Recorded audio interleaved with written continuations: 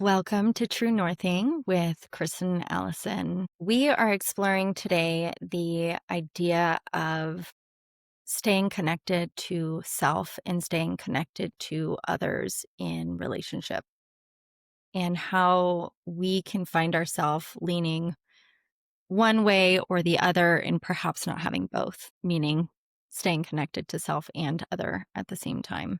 And this can show up in friendships, this can show up in parenting, marriage, work, any kind of relationship that we have can kind of tug on one or the other.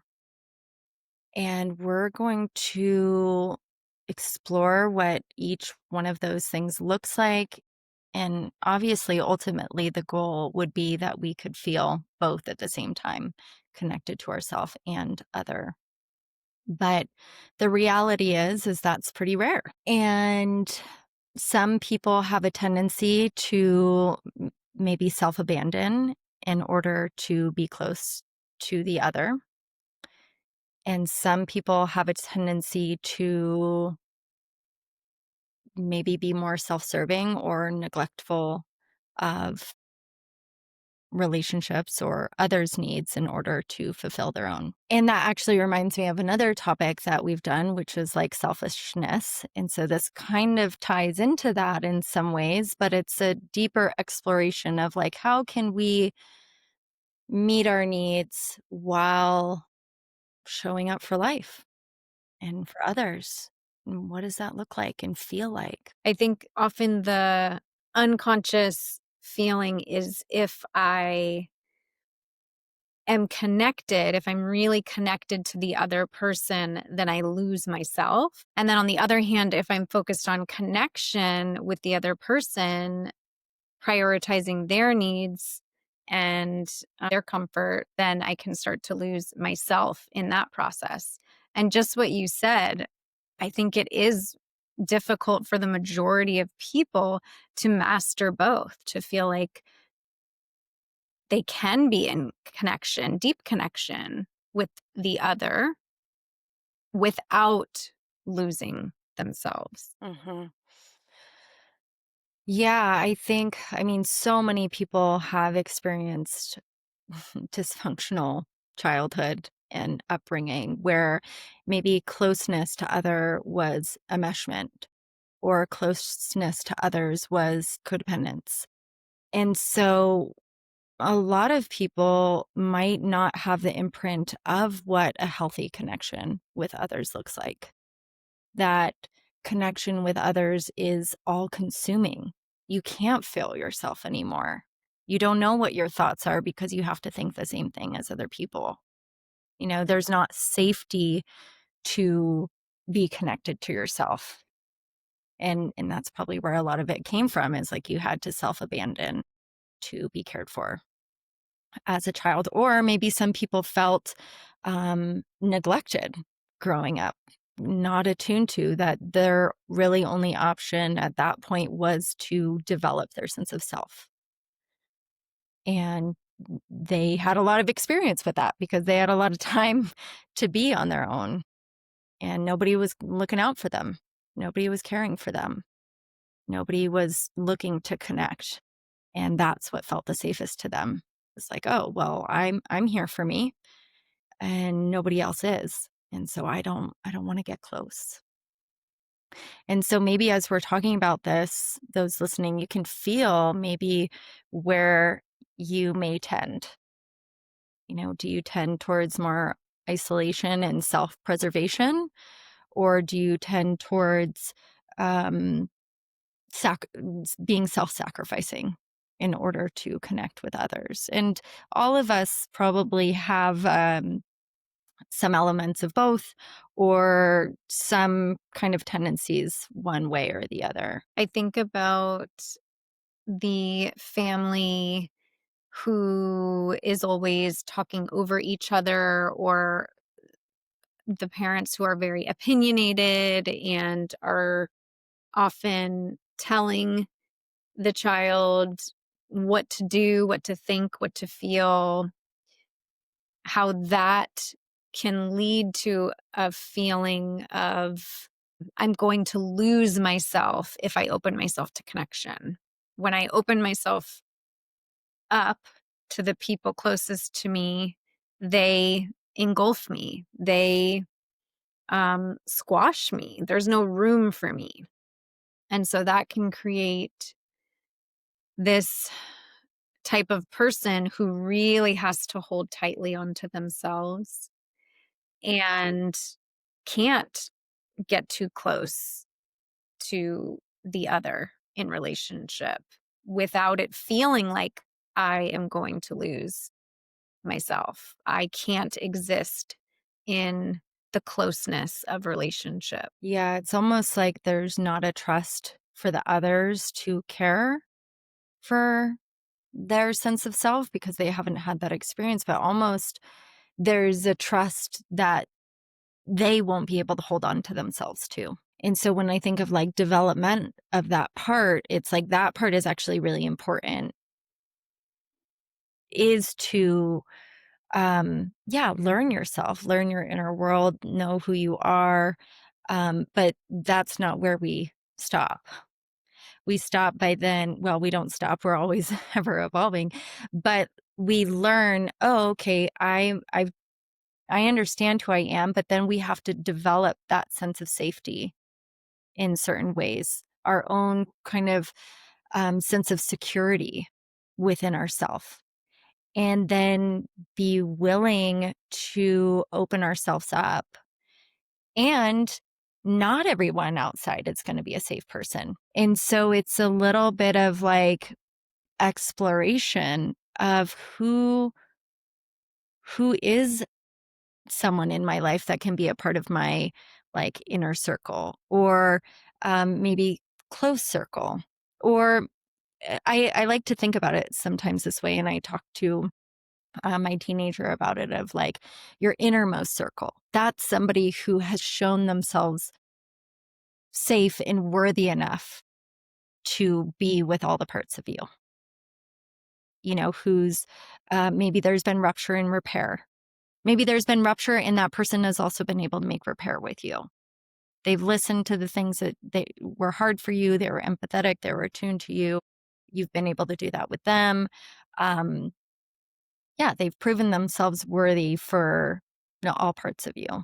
And then maybe there's somebody who's on the next level of maybe you don't show everything, but you can show some parts of yourself, and so you have to, at some point, be willing to do this exploration of relationships and add a touch of vulnerability to discover who is somebody in your life and where they fit into your life, because not everybody is going to fit in the same way in your life, but those who will are waiting for you to be you and to share you with them. So important to have those safe people to experience that with.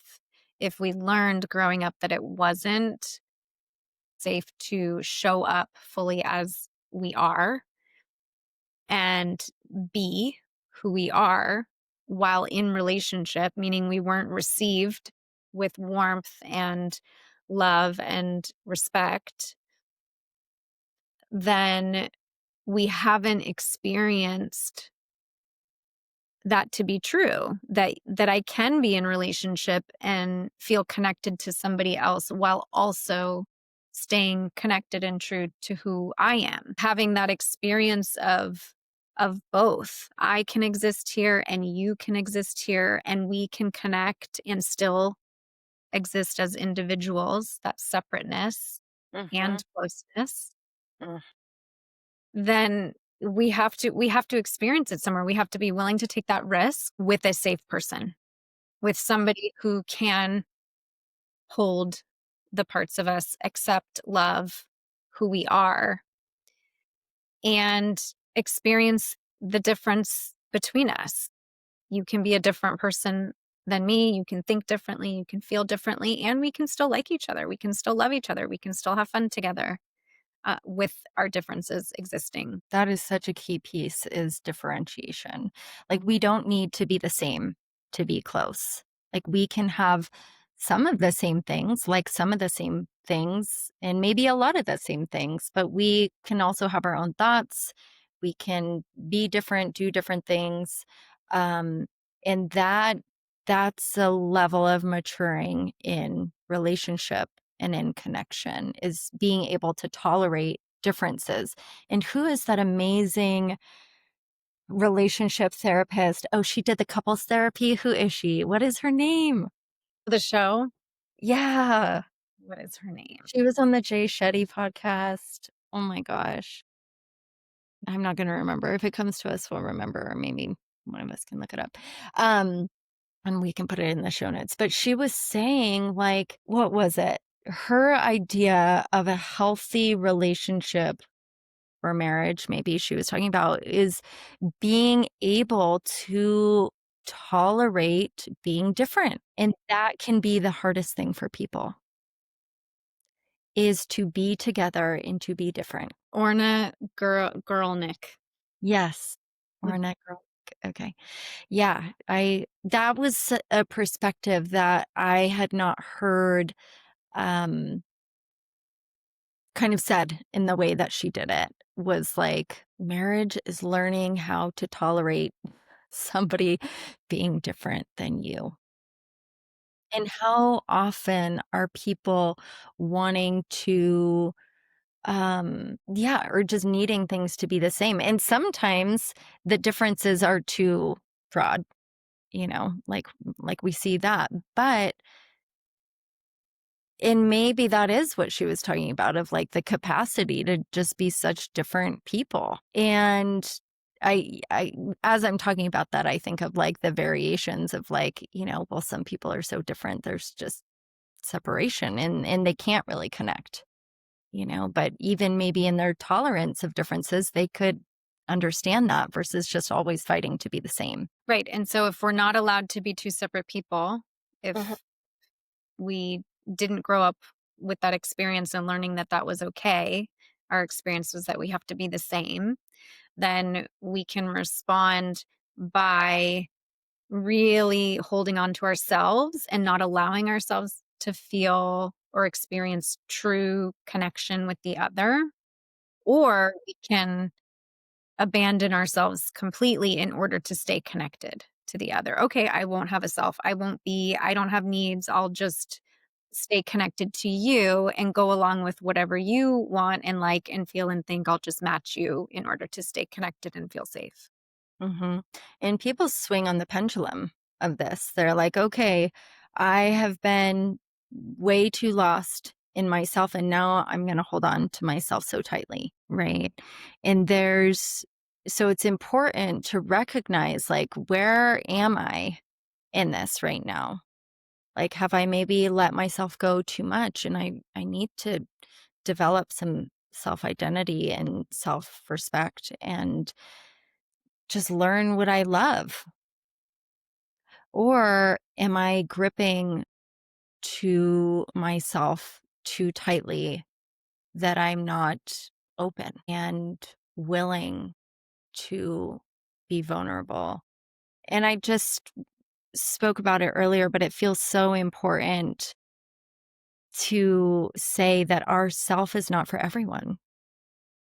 And not everybody is worthy enough to have our innermost self revealed to. And so the people that we choose to share ourself with have yeah, they need to show themselves worthy. And we can't hand ourselves over either. But, you know, it's it's a journey of finding who those people are. And so I guess from there it's like what does it feel like and what could it look like for somebody to be connected to themselves and to others at the same time or another at the same time. Yeah, that ability to step into someone else's world, to be curious about somebody else, to empathize with somebody else's experience, to validate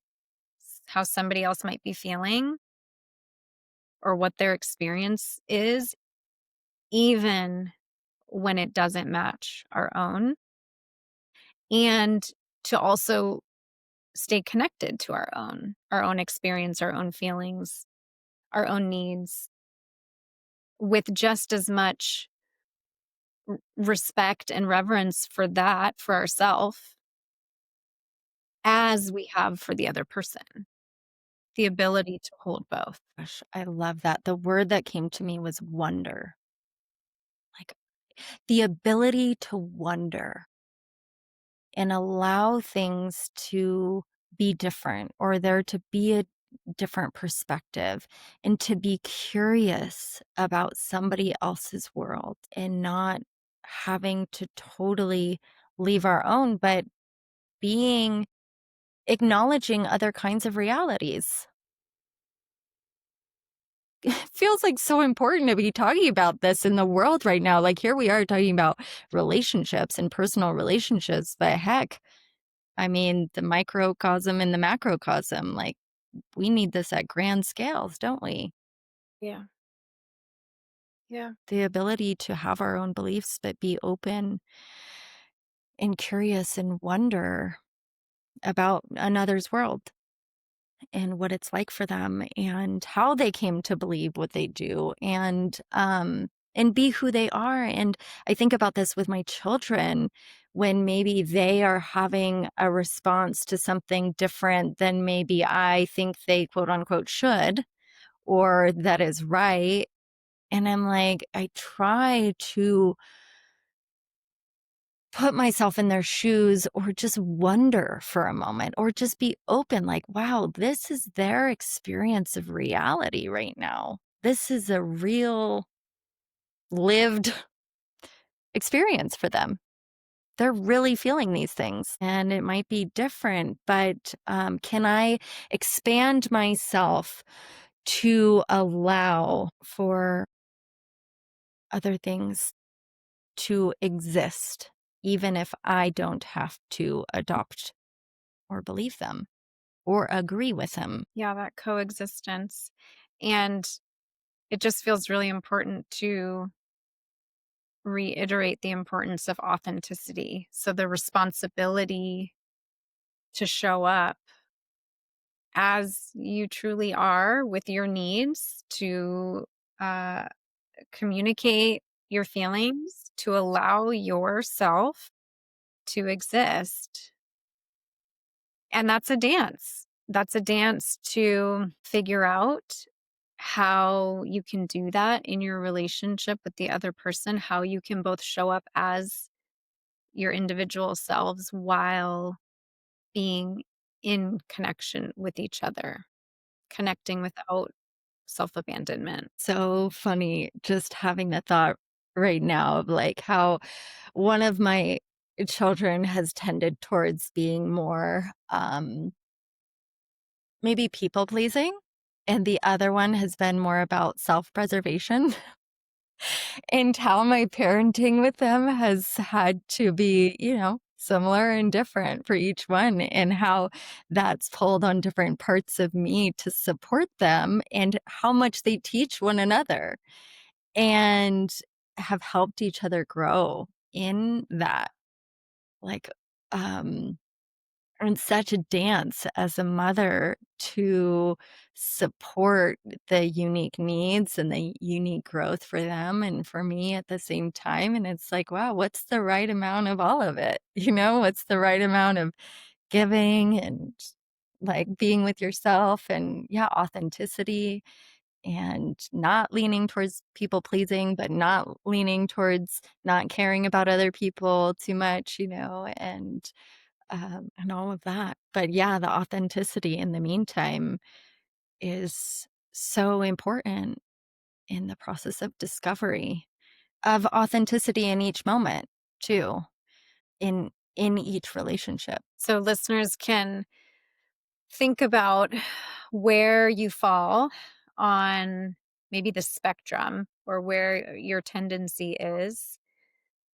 and maybe identify if you're with a partner or somebody, if you're in a relationship who is the opposite.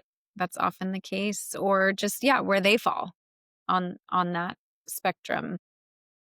And then to be able to identify what might growth look like for you, where what might be that middle ground or that step towards balance.